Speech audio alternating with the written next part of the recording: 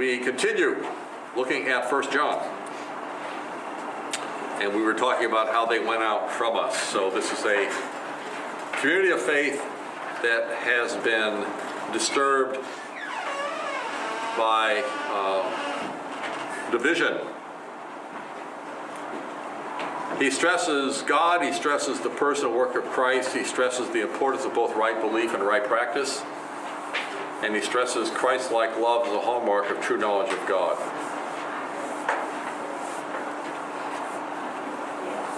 Now, I'll try in the break ahead, which will be lunch break, I'll try to conjure up from my hard drive here a three-dimensional chart, which I think will help us get at the profundity of 1 John and the complexity of the simplest thing. You know, ancient church fathers said about the Gospel of John, it's a wading pool in which a child can splash and an elephant can swim. You know, so John is very simple, but if you bring a lot to it, you're going to find you're in over your head, because there's a complexity and a profundity in the simplicity. And in some ways, 1 John is just about faith. He who has the Son has life. He who does not have the Son does not have life. I mean, what could be simpler? What's the victory that overcomes the world? Our faith. That's 1 John 5. But we know, you know, because you're advanced students. If you think about faith as an x-axis, and salvation is moving from the left side to the right side.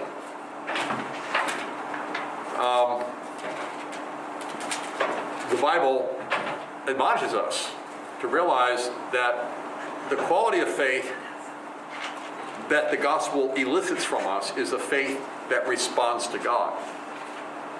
So you've got to bisect your x-axis with the y-axis. So just like, remember math in school, you had x and you had y, right? So x is doctrine. X is biblical teaching. X is faith. Whatever you want to, the knowledge of God, that's the x-axis. But the y-axis is how you live. It's commands. It's ethics. It's obedience.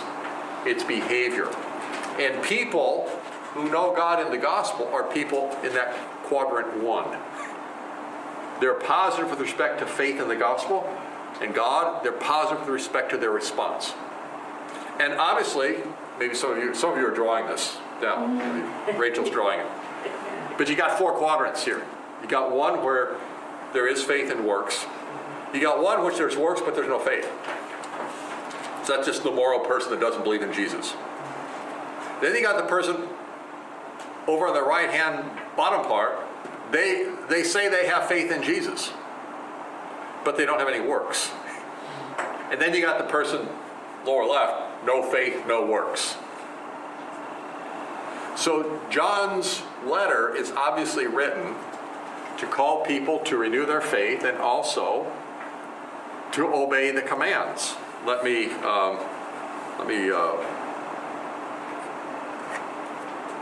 verify that, because it's always good to look at scripture proofs, so to speak. If you look at 2:6, whoever says he abides in him, believes in the Son, ought to live in the same way in which he walked.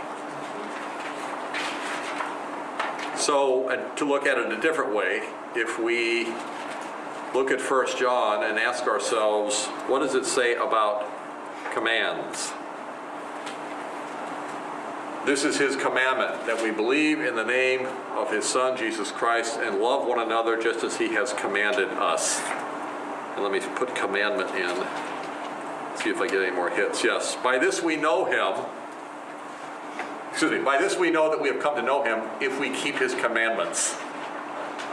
Whoever says, I know him, but does not keep his commandments is a liar, and the truth is not in him. So that describes the person. If we start in the northeast corner of your XY map there, if the upper right corner is quadrant 1, and if you move over to the northwest quadrant, that's 2. That's the person who says, I know him, but doesn't keep his commandments.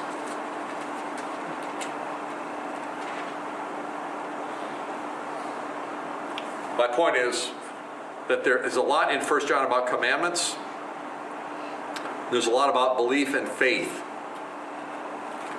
This is his commandment that we believe. But now, here's where it gets complicated. And I don't know where you got this in math. I got it in a class that was called Math Analysis. But can you put a z coordinate in there?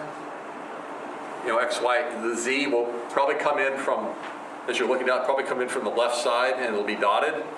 And then when it gets to the center point, it comes out z. It's visible. So what that's mapping out on a flat piece of paper is 4 quadrants above a plane and 4 quadrants below a plane. So now you got 8 different sectors with an XYZ coordinate. Some of you are with me, and some of you, it's early on Saturday morning.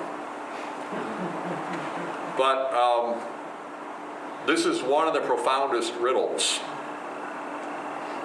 of Christian life. And if you troubleshoot your own pathologies, or if you're trying to pray for others, reach out to others, troubleshoot, how can I help others? This tortured me for years as a younger Christian, because both in my own life and as I began to pastor, I could see that people could pass doctrinal tests that they believed, and people were moral, but there was something not right.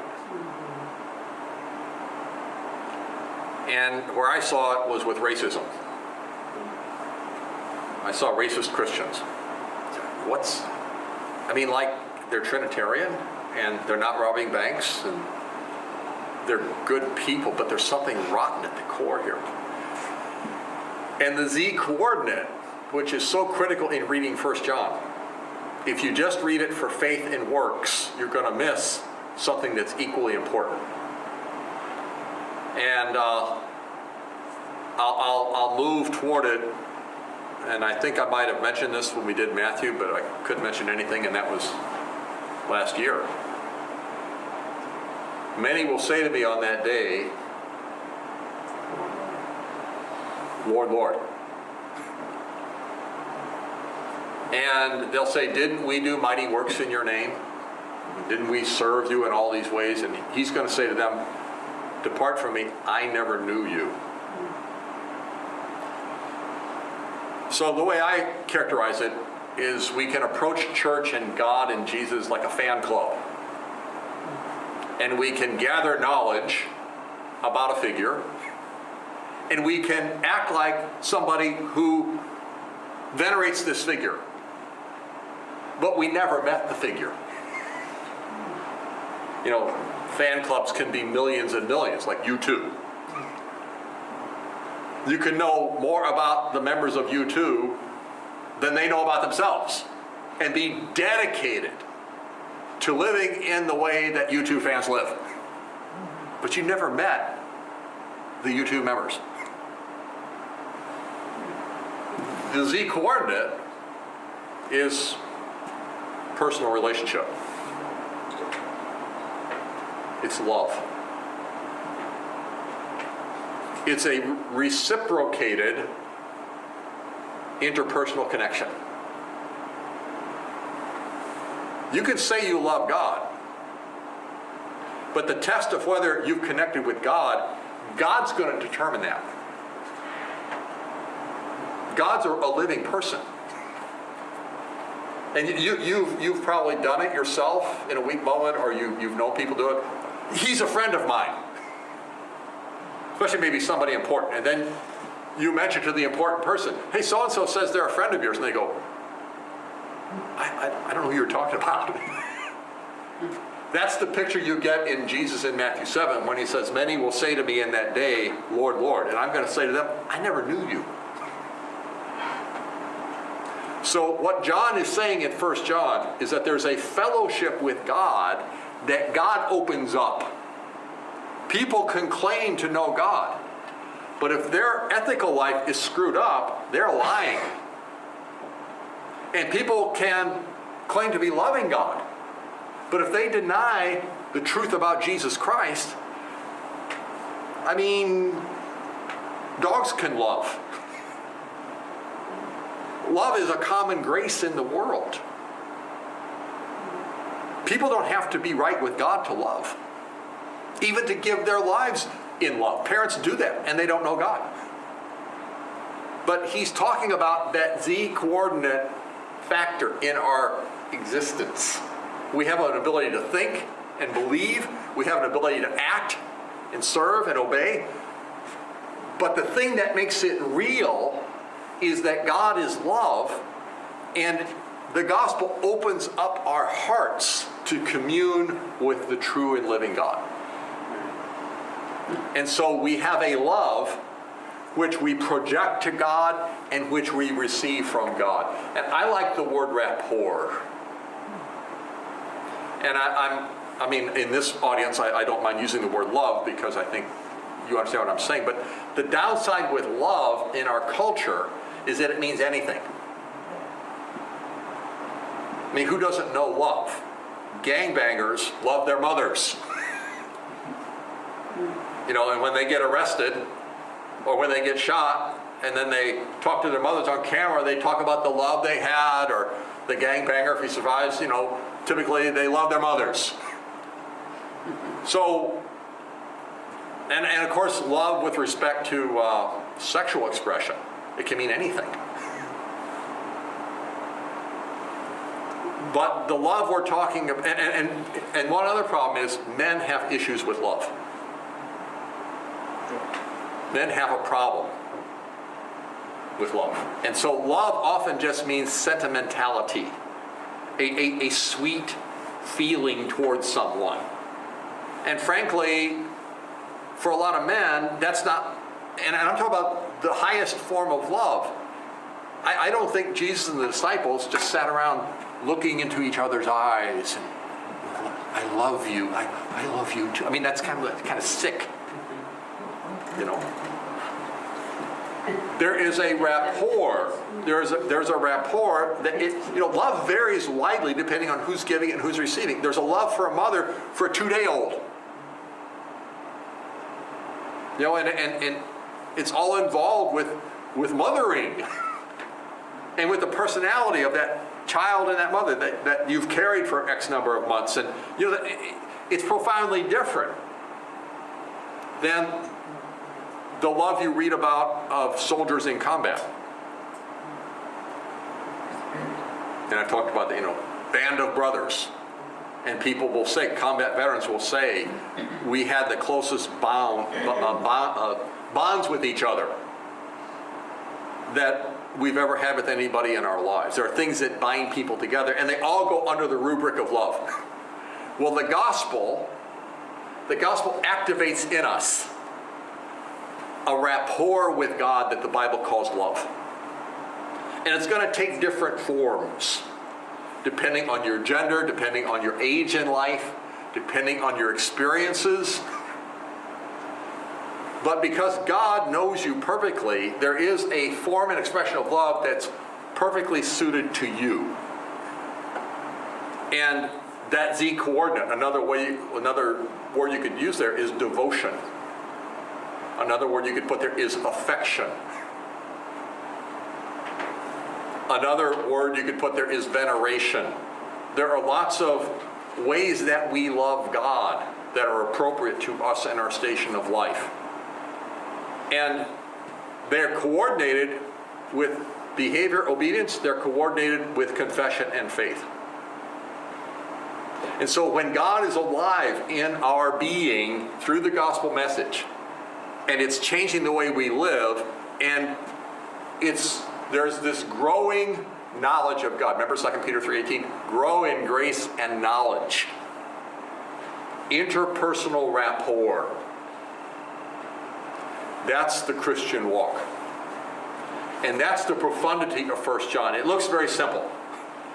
Believe the right things, act the right way. Right? That's one way to understand the Christian life. And then other people realize that love is talked about a lot. If we look at love in 1 John. It's a very short book, but we get 46 hits. Love is mentioned 46 times in John's little gospel, or little letter. And people see the love there, and I'm sure you've all heard this said.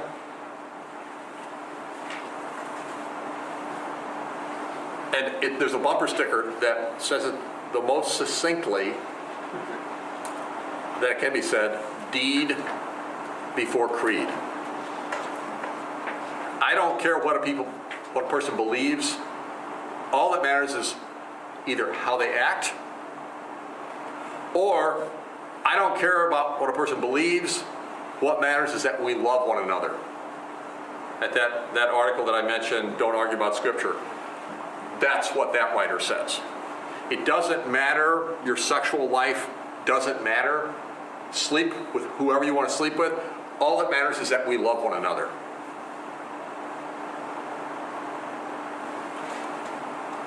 So people grab onto the love, or they grab onto the commands, or they grab onto the faith. And John has a quality of relationship with God. Remember, he said our fellowship is with the Father and the Son. The koinonia, the togetherness that John writes to people is a togetherness that you can put on that XYZ axis. It's a togetherness in which the presence of God by the gospel is generating a trust in God, a response to God, and a rapport with God. And it's moving because God is alive and relationships aren't stagnant. It's dynamic. It's theologically definable. It's ethically identifiable. And it's relationally real. And I think this is very complicated. I hope it's simple too, but the more you think about it, the more you realize the reality of the Christian relationship with God. It's not a two-dimensional thing. It's not just some beliefs and some actions. And I desperately fear that for a lot of people, especially the people that never show up at church, which are the majority of people on every church membership, they never come. And if you go and visit them, it's not like they feel like they're in moral danger. It's just because they think, well, yeah, I'm a Christian. I mean, pollsters say that something like 80% of people in North America call themselves Christians. Are you a Christian? Yes. How can they think they're Christians? Well, because they're not conscious of what it means to know God. Either they're thinking, well, I'm a pretty good person morally. My behavior is kind of Christian. Or they're thinking, I was baptized and I give intellectual assent to the teaching of the church. I agree with the church. I'm a Christian. And John's letter is written to remind people that God's call is totalizing. He addresses us with information, the gospel. That information, if we swallow it, it's like strong medicine that affects our behavior. And it changes us so deeply that our deepest affection in life is changed. We're not satisfied anymore without the interpersonal rapport with God that the gospel makes possible. We want to pray. We want to grow. We want to seek out fellowship with other believers. Just as when you fall in love with somebody, you want to be around that person and grow in your relationship with them.